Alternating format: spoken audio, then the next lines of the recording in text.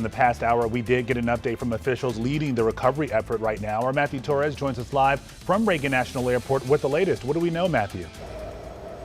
Hey, so at this hour, the number of positively identified remains at 55. That's 55 out of 67 victims. Crews were able to recover more human remains today, but it'll take just a little bit longer to positively identify exactly who they are. The U.S. Army Corps of Engineers says they're making progress faster than expected. Just within the last 2 hours, they were able to pull out the plane's wing. They are anticipating some challenges this week because of the weather, but their goal is to wrap things up sometime this weekend. Piece by piece, salvage crews slowly pull parts of what used to be American Airlines Flight 5342 from the Potomac River. It's a delicate process that's expected to last for 3 days, a process that could help recover the 12 remaining victims from last week's accident. We do believe that we're on track. I think we were very successful today. Every day we set a goal for what we're trying to accomplish. Our goal for today was to get to the engine, the fuselage, and the wing, and we're going to be successful by the end of the day.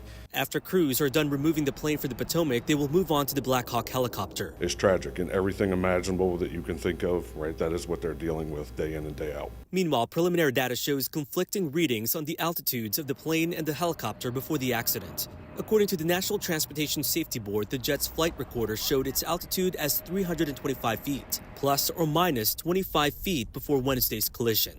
Data in the control tower, though, showed the Black Hawk helicopter at 200 feet at the time of impact, the maximum allowed. It appears the plane might have tried to pull up a second before the deadly incident. Investigators are hoping to iron out the altitude differences once they get more data from the black boxes. I can tell you at one point very close to the impact, there was a slight change in pitch, an increase in pitch. The NTSB has interviewed the air traffic controllers working that night. They say one of them was working the job of 2 people. The independent agency also revealed both aircraft were on 2 different radio frequencies. While they could communicate with air traffic control, they wouldn't be able to connect to each other. And honestly, I think that's a policy that's going to end up coming out of this change, is where they need to be on the same policy. They need to be on the same.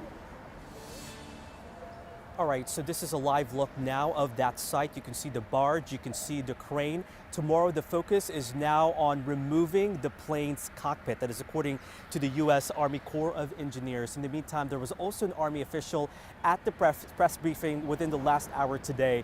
He was also asked about the military helicopter appearing to have been flying above the maximum altitude allowed, which has been a huge conversation since this accident last week. He says there could be a reason why that could be the case, maybe avoiding something like birds, but he really didn't want to add any more speculation and really alluding to what may have happened here last week, since the NTSB is still investigating.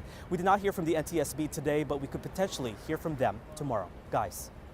Well, so many questions to answer. I think about those first responders as well, who have been working that site nonstop since this crash last Wednesday. And you know what? The fire chief, who says that there are these specialized peer teams within each of the entities, they're going to need it after what they've seen over the past week or so.